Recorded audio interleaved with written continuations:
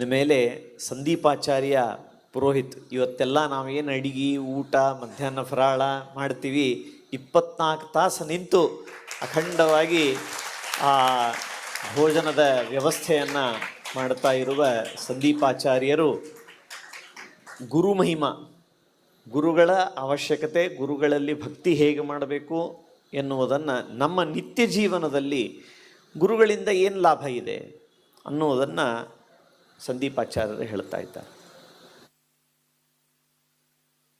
ಹರಿ ಓಂ.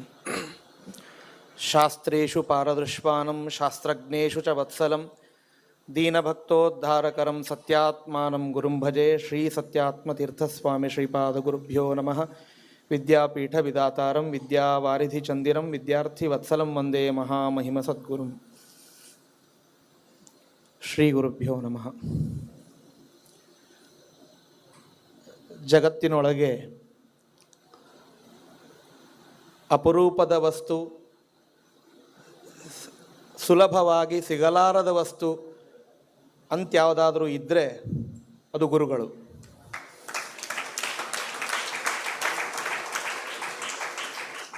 ಬಹಳ ಸುಲಭವಾಗಿ ಉತ್ತಮರಾದ ಗುರುಗಳು ನಮಗೆ ಸಿಗುತ್ತಾರೆ ಅಂತ ನಾವು ತಿಳಿದಿದ್ದರೆ ಇವತ್ತಿನಿಂದ ಅದನ್ನು ಮರೆತು ಬಿಡೋಣ.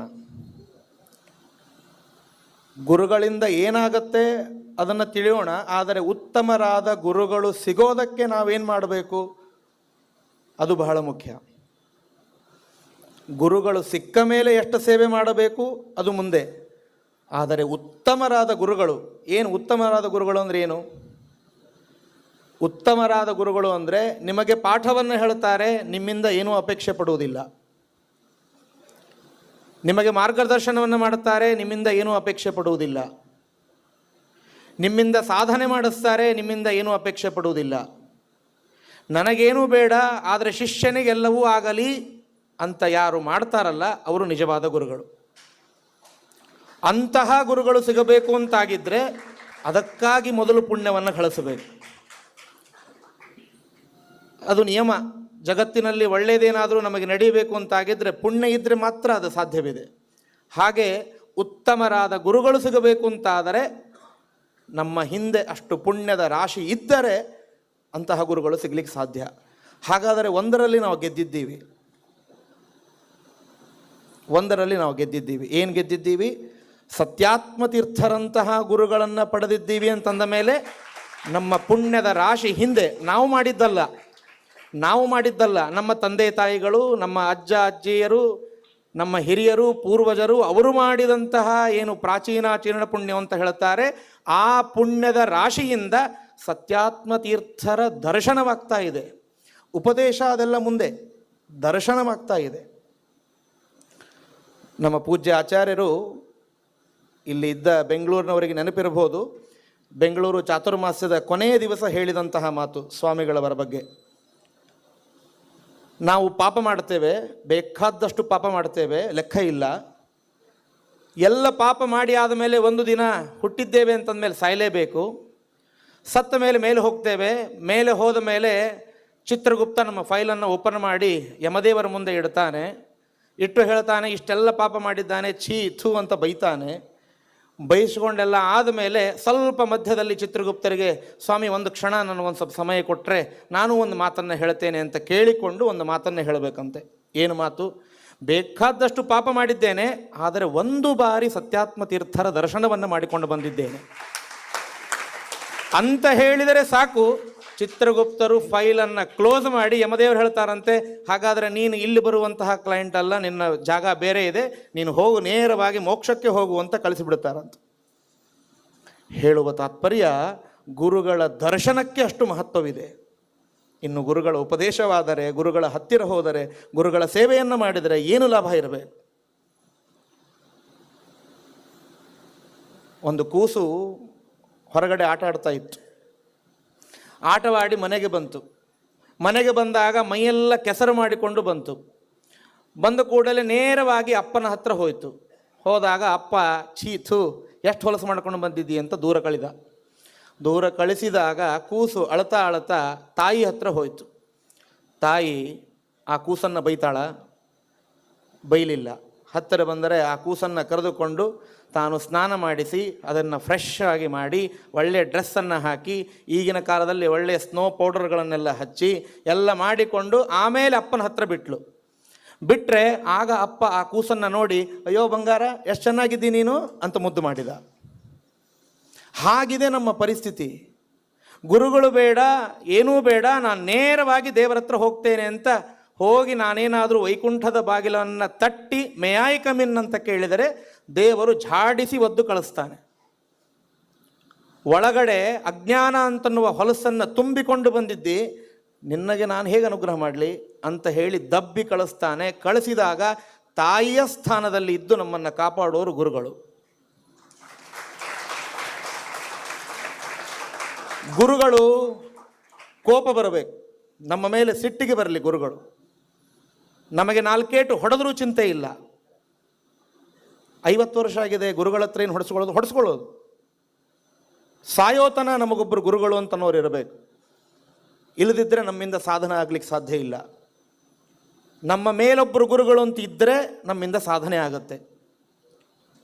ಹೀಗಾಗಿ ಗುರುಗಳು ಹೊಡಿಬೇಕು, ಸಿಟ್ಟಿಗೆ ಬರಬೇಕು, ಆದರೆ ಉದಾಸೀನ ಮಾಡುವಂತಿಲ್ಲ. ಗುರುಗಳೇನಾದರೂ ಒಬ್ಬ ಶಿಷ್ಯನನ್ನು ಉದಾಸೀನ ಮಾಡಿಬಿಟ್ರೆ ಅವನನ್ನು ರಕ್ಷಣೆ ಮಾಡುವವರು ಜಗತ್ತಿನಲ್ಲಿ ಯಾರೂ ಇಲ್ಲ. ಹರೋರುಷ್ಟೇ ಗುರುಸ್ತ್ರಾತ ಗುರೋರುಷ್ಟೇ ನ ಕಶ್ಚನ.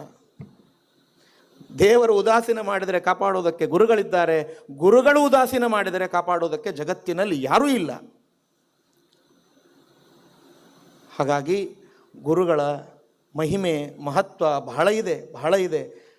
ನೀವೆಲ್ಲ ಇಷ್ಟು ಸೇರಿದ್ದೀರಿ ಅಂತಂದರೆ ಅದು ಪುಣ್ಯದ ರಾಶಿ ಹೆಚ್ಚಾಗಿದೆ ಅಂತ ಅರ್ಥ. ಅನ್ನೋದಕ್ಕಾಗೇ ಸ್ವಾಮಿಗಳವರ ಸೇವೆ ಮಾಡೋದಕ್ಕಾಗಿ, ಸ್ವಾಮಿಗಳವರ ದರ್ಶನ ಮಾಡಿಕೊಳ್ಳೋದಕ್ಕಾಗಿ ಇಷ್ಟೊತ್ತಿನವರೆಗೆ ಹೇಳಿದರು. ತಾಳ್ಮೆಯ ಬಗ್ಗೆ ಹೇಳಿದರು, ಶಿಸ್ತಿನ ಬಗ್ಗೆ ಹೇಳಿದರು. ಇವನ್ನೆಲ್ಲ ಬೇರೆ ಕಡೆ ನೋಡೋ ಕಾರಣ ಇಲ್ಲ. ಸತ್ಯಾತ್ಮ ತೀರ್ಥರನ್ನು ನೋಡಿಬಿಡಿ ಸಾಕು. ತಾಳ್ಮೆ ಬರುತ್ತೆ, ಶಿಸ್ತು ಬರುತ್ತೆ, ಜ್ಞಾನ ಬರುತ್ತೆ, ಭಕ್ತಿ ಬರುತ್ತೆ, ವೈರಾಗ್ಯ ಬರುತ್ತೆ.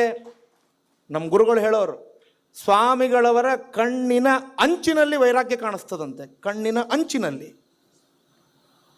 ಅಂತಹ ಮಹಾನುಭಾವರು ಸ್ವಾಮಿಗಳವರು. ಅವರ ಹತ್ತಿರ ಹೋಗೋದೇ ಅಂತ ಅನ್ನೋದು ಒಂದು ದೊಡ್ಡ ಮಹಾಭಾಗ್ಯ. ರಾಮದೇವರ ಹತ್ತಿರ ಹೋದ ಹಾಗೆ, ಸ್ವಾಮಿಗಳ ಹತ್ತಿರ ಹೋಗೋದು ಅಂದರೆ ರಾಮದೇವರ ಹತ್ತಿರ ಹೋದ ಹಾಗೆ. ಗುರುಗಳಿಗೆ ನಾವು ಪೂರ್ಣ ನಮ್ಮನ್ನು ನಾವು ಸಮರ್ಪಣೆ ಮಾಡಬೇಕು. ನಮ್ಮ ಸರ್ವಸ್ವ ನಮ್ಮ ಗುರುಗಳು ಅಂತ ತಿಳಿಬೇಕು. ಗುರುಗಳ ಹತ್ತಿರ ಬರುವಾಗ ಅಹಂಕಾರವನ್ನು ದೂರ ಇಟ್ಟು ಬರಬೇಕು. ಗುರುಗಳ ಹತ್ತಿರ ಬರುವಾಗ, ಸ್ವಾಮಿ ನಿಮ್ಮನ್ನು ನಾನು ಪೂರ್ಣವಾಗಿ ನಂಬಿದ್ದೇನೆ, ನೀವೇನು ಅನುಗ್ರಹ ಮಾಡ್ತೀರಿ ಮಾಡಿ, ಅದನ್ನು ನಾನು ಸ್ವೀಕಾರ ಮಾಡ್ತೇನೆ. ಫಲ ಕೊಡೋರು ಅವರು, ಫಲ ಕೇಳೋದಕ್ಕೆ ನಮಗೆ ಅಧಿಕಾರ ಇಲ್ಲ. ಅನುಗ್ರಹ ಮಾಡಿ ಅಂತ ಕೇಳೋದಷ್ಟೇ. ಸಮಾಶ್ರಯೇತ್ ಗುರುಂ ಭಕ್ತ್ಯ ಮಹಾವಿಶ್ವಾಸಪೂರ್ವಕಂ ನಿಕ್ಷಿಪೇ ಸರ್ವಭಾರಾಂಶ್ಚ ಗುರೋ ಶ್ರೀಪಾದ ಪಂಕಜೆ. ಗುರುಗಳ ಪಾದಗಳಲ್ಲಿ ಎಲ್ಲ ಕಷ್ಟಗಳನ್ನು ಹಾಕೋದು, ನಮ್ಮನ್ನು ರಕ್ಷಣೆ ಮಾಡೋದಕ್ಕಾಗಿ ನೀವಿದ್ದೀರಿ ಅಂತ ಅವರನ್ನು ನಂಬಿ ನಡೆಯೋದು. ಇದು ನಾವು ಮಾಡಬೇಕಾದದ್ದು. ಪ್ರತಿನಿತ್ಯ ಪ್ರತಿ ಕ್ಷಣ 360 ದಿವಸ 24 ಗಂಟೆ ಗುರುಗಳ ಸ್ಮರಣೆ ಇಲ್ಲದೆ. ಸತ್ಯಧ್ಯಾನ ತೀರ್ಥ ಶ್ರೀಪಾದಂಗಳವರು ಪೂಜೆ ಮಾಡುವ ಕಾಲಕ್ಕೆ ಎಲ್ಲ ಪಾರಾಯಣಗಳು, ಅವೆಲ್ಲ ಜಪಗಳು ಎಲ್ಲ ಮಾಡ್ತಿದ್ರು. ಅದು ಮುಗಿದಾದ ಮೇಲೆ ಅರ್ಥಾತ್ ಮೈಲಿಗೆ ಅಂತ ಶಬ್ದ ಆಡಬಾರದು. ಪೂಜೆ ಮುಗಿದು ಹೊರಗಡೆ ಬಂದ ಮೇಲೆ ತಾವು ಖಾಲಿ ಇರುವ ಸಮಯ, ಖಾಲಿ ಇರ್ತಾನೇ ಇರಲಿಲ್ಲ ಸತ್ಯಧ್ಯಾನ ತೀರ್ಥ ಶ್ರೀಪಾದಂಗಳವರು. ಅಖಂಡವಾಗಿ ಅಧ್ಯಯನ, ಪಾಠ, ಪ್ರವಚನ ಇದರಲ್ಲೇ ಕಾಲ ಕಳೀತಾ ಇದ್ದರು. ಆದರೆ ಯಾವುದೋ ಒಂದು ಸಮಯವೂ ಅವರಿಗೆ ಖಾಲಿ ಸಿಕ್ಕಿತ್ತು ಅಂತಾದರೆ ಯಾವಾಗಲೂ ಅವರ ಬಾಯಿಂದ ಬರುವಂತಹ ಒಂದು ಮಂತ್ರ ಅಂದರೆ ಶ್ರೀ ಗುರುಭ್ಯೋ ನಮಃ, ಶ್ರೀ ಗುರುಭ್ಯೋ ನಮಃ, ಶ್ರೀ ಗುರುಭ್ಯೋ ನಮಃ, ಶ್ರೀ ಗುರುಭ್ಯೋ ನಮಃ, ಯಾವಾಗಲೂ ಅನ್ನೋದು. ಗುರುರಿತಿ ಜಪತೋ ನಾಸ್ತಿಪಾತಕಂ, ಗುರುಸ್ತೋತ್ರದಲ್ಲಿ ಹೇಳುವಂತಹ ಮಾತು. ಗುರುಗಳ ನಾಮಸ್ಮರಣೆಯಿಂದ ಎಲ್ಲವೂ ನಮಗೆ ಸಿಗುತ್ತಾ ಇರಬೇಕಾದಾಗ ಸರ್ವೇಷ್ಟ ಸಿದ್ಧಿರ್ಭವತಿ ನಾಣ್ಯತ, ಗುರುಗಳ ಅನುಗ್ರಹದಿಂದ ಎಲ್ಲವೂ ಸಿದ್ಧವಾಗತ್ತೆ. ಲೌಕಿಕವಾಗಿ ನೋಡ್ತಾ ಹೋಗೋಣ. ಸಂತಾನ ಆಗಬೇಕು, ಮದುವೆ ಆಗಬೇಕಾ, ಮದುವೆ ಆಗುತ್ತೆ. ಸಂತಾನವಾಗಬೇಕಾ, ಸಂತಾನವಾಗತ್ತೆ. ಏನು ಕೊಡೋದಿಲ್ಲ ಗುರುಗಳು, ಎಲ್ಲವನ್ನ ಕೊಡ್ತಾರೆ. ಬಹಳ ದೊಡ್ಡ ದುಃಖ ಅಂತಂದರೆ ಲೌಕಿಕದಲ್ಲಿ ನೀವೆಲ್ಲ ನೋಡಿದ್ದೀರಿ, ಗೊತ್ತು. ಲೌಕಿಕದಲ್ಲಿ ನೋಡ್ತಾ ಹೋದರೆ ಗುರುಗಳಿಗೆ ಅಷ್ಟು ಮಹತ್ವ ಇಲ್ಲ, ಇರ್ತದೆ ಎಲ್ಲೋ ಒಂದು ಕಡೆಗಿದೆ. ಆದರೆ ಆಧ್ಯಾತ್ಮದಲ್ಲಿ ನೀವು ಬಂದರೆ ಗುರುಗಳಿಗೆ ಇರುವ ಮಹತ್ವ ಏನು ಅಂತನ್ನೋದು ಗೊತ್ತಾಗತ್ತೆ. ಕಾಲೇಜಿನಲ್ಲಿ ನೀವೆಲ್ಲ ಓದುವಾಗ ನೀವು ನೋಡಿರ್ಬೋದು, ಕೆಲವರು ಏನು ಮಾಡ್ತಾರೆ ಅಂದರೆ ಪ್ರೊಫೆಸರ್ಗಳ ಮೇಲೆ ಕೈ ಹಾಕಿಕೊಂಡು ಅಡ್ಡಾಡ್ತಾರೆ. ಆದರೆ ಇಲ್ಲಿ ಹಾಗಿಲ್ಲ. ತಲೆ ಬಾಗಬೇಕು, ನಿನ್ನ ತಲೆ ಗುರುಗಳ ಪಾದಕ್ಕೆ ಹಚ್ಚಬೇಕು. ಅಖಂಡವಾಗಿ ಸೇವೆ ಮಾಡಬೇಕು. ಅಖಂಡವಾಗಿ ಸೇವೆ ಅಂದ್ರೇನು? ಅಖಂಡವಾಗಿ ಸೇವೆ ಅಂದ್ರೇನು? ಒಬ್ಬ ಗುರುಗಳಿದ್ದರು. ಆ ಗುರುಗಳು ದೇವರನ್ನು ತೋರಿಸ್ತಾರೆ ಅಂತ ಊರೆಲ್ಲ ಹಬ್ಬಿ ಹೋಗಿತ್ತು. ಒಬ್ಬನು ಹೋಗಿ ಕೇಳಿದ, ಗುರುಗಳೇ ನೀವೇನೋ ದೇವರನ್ನು ತೋರಿಸ್ತೀರಂತೆ, ಹಾಗಾದರೆ ನನಗೂ ಒಂದು ಸ್ವಲ್ಪ ತೋರಿಸ್ರಿ ಅಂತ. ಗುರುಗಳಂದರು, ತೋರಿಸ್ತೀನಪ್ಪ, ನನಗೀಗ ಸ್ವಲ್ಪ ಟೈಮ್ ಇಲ್ಲ, 1 ತಿಂಗಳು ಬಿಟ್ಟು ಬಾ ಅಂತ ಹೇಳಿದರು. ಆಯಿತು ಅಂತ ಹೇಳಿದ. ಹೋದ, 2 ತಿಂಗಳು ಬಿಟ್ಟು ಬಂದ. ಮತ್ತೆ ಬಂದು ಕೇಳಿದ, ಗುರುಗಳೇ ನೀವು 1 ತಿಂಗಳು ಬಿಟ್ಟು ಬಾ ಅಂತ ಹೇಳಿದ್ರಿ, ನಾನು 2 ತಿಂಗಳು ಬಿಟ್ಟು ಬಂದಿದ್ದೀನಿ, ಮತ್ತು ದೇವರನ್ನು ತೋರಿಸ್ತೀರಾ? ಇಲ್ಲಪ್ಪ ಈಗೂ ಸಮಯ ಇಲ್ಲ, ಒಂದು 15 ದಿವಸ ಬಿಟ್ಟು ಬಾ. ಮತ್ತೆ ಹೋದ, 1 ತಿಂಗಳು ಬಿಟ್ಟು ಬಂದ. ಗುರುಗಳೇ 15 ದಿವಸ ಬಿಟ್ಟು ಬಾ ಅಂತ ಹೇಳಿದ್ರಿ, 1 ತಿಂಗಳು ಬಿಟ್ಟು ಬಂದಿದ್ದೀನಿ, ದೇವರನ್ನು ತೋರಿಸ್ತೀರಾ? ಬೈತಾರೆ ಗುರುಗಳು, ಮೂರ್ಖ ಅಂಥೇಳಿ ಅವನನ್ನು ಕರೆದುಕೊಂಡು ಹೋಗ್ತಾರೆ. ಕರೆದುಕೊಂಡು ಹೋಗಿ ಒಂದು ನದಿಯಲ್ಲಿ ಅವನನ್ನು ಮುಳುಗಿಸ್ತಾರೆ. ಮುಳುಗಿಸಿದರೆ ಅವನಿಗೆ ಇನ್ನೇನು ಸತ್ಯ ಹೋಗಬೇಕು ಅವನು. ಆ ತರಹ ಗಟ್ಟಿಯಾಗಿ ಹಿಡಿದು ಗುರುಗಳು ಮುಳುಗಿಸ್ತಾರೆ. ವಿಲಿ ವಿಲಿ ವಿಲಿ ಅಂತ ಒದ್ದಾಡಿ ಗುರುಗಳ ಕೈಯನ್ನು ಬಿಡಿಸಿಕೊಂಡು ಮೇಲೆ ಬರ್ತಾನೆ. ಮೇಲೆ ಬಂದು ಬೈತಾನೆ ಗುರುಗಳು, ಏನು ಸ್ವಾಮಿ ನೀವು ದೇವರನ್ನು ತೋರಿಸ್ರಿ ಅಂದರೆ ಮುಳುಗಿಸಿ ಕೊಲ್ಲೋದಕ್ಕೆ ಹೋಗಿದ್ರಿ ನನ್ನನ್ನು? ಅಲ್ಲೋ ಹುಚ್ಚ, ಮೇಲೆ ಹೇಗೆ ಬಂದಿ ನೀನು? ಸ್ವಾಮಿ ಬದುಕಬೇಕೆಂಬ ತವಕ ಇದೆ ನನಗೆ, ಅದಕ್ಕಾಗಿ ನಾನು ಮೇಲೆ ಬಂದೆ. ಹಾಗಾದರೆ ದೇವರನ್ನು ತೋರಿಸು ಅಂತ ನನಗೆ ಕೇಳಿದಿ, ತಿಂಗಳು ಬಿಟ್ಟು ಬಾ ಅಂದರೆ 2 ತಿಂಗಳು ಬಿಟ್ಟು ಬರ್ತೀಯ. ದೇವರನ್ನು ನೋಡಬೇಕು ಅಂತನ್ನುವ ತವಕ ಇಲ್ಲ ನಿನಗೆ, ನಾನು ಯಾಕೆ ದೇವರನ್ನು ತೋರಿಸಲಿ ಅಂತಂತಾರೆ ಗುರುಗಳು. ಟೀ ಟೈಮ್ನಲ್ಲಿ ಚಹಾದೊಳಗೆ ಬಿಸ್ಕಿಟನ್ನು ಎತ್ಕೊಂಡು ತಿನ್ನುವಾಗ ದೇವರ ಸ್ಮರಣೆ ಆಗುವುದಿಲ್ಲ, ದೇವರ ದರ್ಶನವಾಗುವುದಿಲ್ಲ. ಗುರುಗಳನ್ನು 24 ಗಂಟೆ ಸೇವೆ ಮಾಡಿದರೆ ಅದು ಇಡೀ ಆಯುಷ್ಯನೂ ಹೋಗಬಹುದು, ಈ ಇಡೀ ಜನ್ಮ ಸಾಲಿಕ್ಕಿಲ್ಲ, ಇನ್ನೆಷ್ಟು ಜನ್ಮ ಬಂದರೂ ಸಾಲಿಕ್ಕಿಲ್ಲ. ಗುರುಗಳ ಸೇವೆ ಅಖಂಡವಾಗಿ ನಾವು ಮಾಡಲೇಬೇಕು. ಅಂದರೆ ದೇವರ ದರ್ಶನವಾಗತ್ತೆ, ದೇವರ ಜ್ಞಾನದ ಮಹಿಮೆ ಅವರ ಬಗ್ಗೆ ನಮಗೆ ತಿಳಿಲಿಕ್ಕೆ ಸಾಧ್ಯ ಇದೆ. ಹಾಗಾಗಿ ಗುರುಗಳ ಬಗ್ಗೆ ಎಷ್ಟು ಹೇಳಿದರೂ ಕಡಿಮೆ ಇದೆ. ನನಗೇ ಸಮಯ ಇಲ್ಲ ಅಂತ ಹೇಳಿದರೆ ಭಾಳ ಹಾಸ್ಯಾಸ್ಪದ ಆಗುತ್ತೆ. ನನ್ನ ಯೋಗ್ಯತೆಯೂ ಅಲ್ಲ, ಗುರುಗಳ ಬಗ್ಗೆ ಅಷ್ಟು ಮಾತನಾಡುವ ಯೋಗ್ಯತೆಯೂ ನಮ್ಮದಲ್ಲ. ಆದರೆ ಕೆಲವು ಮಾತುಗಳನ್ನು ಹೇಳಿದ್ದೇನೆ. ಪ್ರತಿನಿತ್ಯ ಒಂದನ್ನು ಮಾಡಿ ನಿಮ್ಮ ಮನೆಯಲ್ಲಿ ಸಾಧ್ಯವಿದ್ದರೆ ಅಲ್ಲ, ಸಾಧ್ಯವಾಗೇ ಆಗತ್ತೆ, ನೀವೆಲ್ಲಿ ಮಲಗುತ್ತೀರಿ, ನೀವು ಮಲಗುವ ಕೋಣೆಯಲ್ಲಿ ನಿಮ್ಮ ಎದುರಿಗೆ ಗುರುಗಳ ಚಿತ್ರವನ್ನು ಹಾಕಿ, ಸತ್ಯಾತ್ಮ ತೀರ್ಥರ ಚಿತ್ರವನ್ನು ಹಾಕಿ, ನೀವು ಏಳುವಾಗ ನಿಮಗೆ ಗುರುಗಳ ದರ್ಶನವಾಗಬೇಕು. ಅನೇಕ ಜನ ಇಲ್ಲಿ ನೋಡಿರ್ತೀರಿ, ಸ್ವಾಮಿಗಳು ಮಲಗುವಾಗ ತಮ್ಮ ಪಕ್ಕದಲ್ಲಿ ಗುರುಗಳ ಪಾದುಕೆಯನ್ನು ಇಟ್ಟುಕೊಂಡು ಮಲಗಿರ್ತಾರೆ, ಸುಧಾ ಗ್ರಂಥವನ್ನು ಇಟ್ಟುಕೊಂಡು ಮಲಗಿರ್ತಾರೆ. ಏಳುವಾಗ ಅದನ್ನು ನೋಡಿಯೇ ಏಳೋದು. ಯಾಕೆ ಅಂದರೆ ಗುರುಗಳ ದರ್ಶನವಾಯಿತು ಅಂತಾದರೆ ಅವತ್ತಿನ ದಿವಸ ಪರಮಮಂಗಲ. ಅವತ್ತು ನಿಮಗೆ ಒಳ್ಳೆಯದು ಅಂದರೆ ಏನು, ಅದಕ್ಕೆ ಊಹಾನೂ ಮಾಡಲಿಕ್ಕೆ ಸಾಧ್ಯ ಇಲ್ಲ. ಅಷ್ಟು ಒಳ್ಳೆಯ ವಿಷಯಗಳು ಅವತ್ತು ನಡೆದು ಹೋಗುತ್ತೆ. ಹೀಗಾಗಿ ಗುರುಗಳ ಅನುಗ್ರಹ ಅಂತನ್ನೋದು ಇದು ಮೇಲಿಂದ ಮೇಲೆ ಆಗಲೇಬೇಕಾದದ್ದು.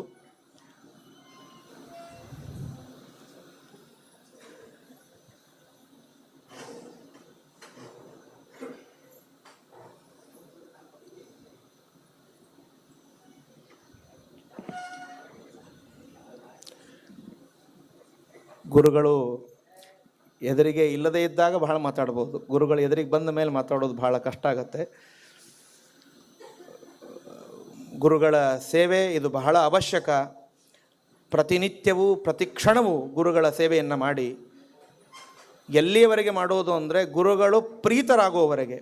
ನಾತಿಪ್ರಸನ್ನ ಹೃದಯೋ ಯದ್ದದ್ಯಾದ್ ಗುರುರಪ್ಯಸೌ ನತಸ್ಸತ್ಯಂ ಭವೇತ್ತಸ್ಮಾದ್ ಅರ್ಚನೀಯೋ ಗುರುಸ್ಸದ. ಮಹಾಭಾರತ ತಾತ್ಪರ್ಯದಲ್ಲಿ ಶ್ರೀಮದಾಚಾರ್ಯ ತಿಳಿಸಿಕೊಡುತ್ತಾರೆ. ಅಖಂಡವಾಗಿ ಗುರುಗಳ ಪೂಜೆಯನ್ನು ಮಾಡಬೇಕು, ಗುರುಗಳ ಸೇವೆಯನ್ನು ಮಾಡಬೇಕು. ಮಾಡಿದಾಗ ಗುರುಗಳು ಒಲೆದು ಬಂದರೆ, ಗುರುಗಳ ಅನುಗ್ರಹವನ್ನು ಮಾಡಿದರೆ ಅದು ಎಲ್ಲವೂ ಸಾಧ್ಯ ಇದೆ. ಮಾರ್ಕೆಟ್ನಲ್ಲಿ ಹೋಗಿ ನಾನು 0 ಕೊಡ್ತೀನಿ, ನನಗೆ ಸೌತೆಕಾಯಿ ಪಲ್ಯ ಕೊಡಿ ಅಂತ ಹೇಳಿದರೆ ಯಾರಾದರೂ ಕೊಡ್ತಾರಾ? ಅಥವಾ 0 ಕೊಡ್ತೇನೆ, ಇನ್ನೊಂದೇನೋ ಅಕ್ಕಿ ಕೊಡಿ ಅಂತಂದರೆ ಕೊಡ್ತಾರಾ? ಯಾಕೆ 0ಕ್ಕೆ ವ್ಯಾಲ್ಯೂ ಇಲ್ಲ. ಹಾಗೆ ನಮಗೇನೂ ವ್ಯಾಲ್ಯೂ ಇಲ್ಲ. ನಮಗೇನಾದರೂ ಜಗತ್ತಿನಲ್ಲಿ ಯಾರಾದರೂ ಏನಾದರೂ ಒಂದು ಬೆಲೆಯನ್ನು ಕೊಟ್ಟಿದ್ದಾರೆ ಅಂತಂದರೆ ನಮ್ಮ ಹಿಂದೆ ಗುರುಗಳ ಅನುಗ್ರಹ ಅಂತ ಅನ್ನೋದು ಇದ್ದದ್ದಕ್ಕಾಗಿ ನಮಗೆ ಬೆಲೆ ಇದೆ, ಇಲ್ಲದಿದ್ದರೆ ಬೆಲೆನೇ ಇಲ್ಲ. ಹಾಗಾಗಿ ನಮ್ಮ ಹಿಂದೆ ಗುರುಗಳು ಇರುವುದು ಬಹಳ ಅವಶ್ಯಕವಾಗಿದೆ. ಗುರುಗಳಿದ್ದರೆ ನಮ್ಮಿಂದ ಸಾಧನೆ, ನಾವು ಮಾಡುವಂತಹ ಗುರಿಗಳು ಮುಟ್ಲಿಕ್ಕೆ ಸಾಧ್ಯ ಇದೆ. ಜೀವನದಲ್ಲಿ ಏನಾದರೂ ಯಶಸ್ಸನ್ನು ಕಾಣಬೇಕು ಅಂತಾಗಿದ್ದರೆ ಒಬ್ಬ ಉತ್ತಮರಾದ ಗುರುಗಳನ್ನು ಆರಿಸಿಕೊಂಡು ಆ ಗುರುಗಳು ಹೇಳಿದಂತೆ, ಆ ಗುರುಗಳು ಉಪದೇಶ ಮಾಡಿದಂತೆ ನಾವು ನಮ್ಮ ಜೀವನದಲ್ಲಿ ನಾವು ನಡೀತಾ ಹೋದರೆ ನಿಶ್ಚಿತವಾಗಿ ಗುರುಗಳ ಅನುಗ್ರಹ ಆಗೇ ಆಗತ್ತೆ ಅಂತ ತಿಳಿಸ್ತಾ ನನ್ನ 4 ಮಾತುಗಳನ್ನು ಮುಕ್ತಾಯ ಮಾಡುತ್ತೇನೆ. ಶ್ರೀಕೃಷ್ಣ ಅರ್ಪಣಮಸ್ತು. ಸರ್ವಗುಣ ಸಂಪೂರ್ಣ ಸರ್ವದೋಷ ವಿವರ್ಜಿತ ಪ್ರಿಯತಾಂ ಪ್ರೀತಗೇ ಬಾಲಂ ವಿಷ್ಣುರ್ಮೇ ಪರಮಸ್ಸಹಚ.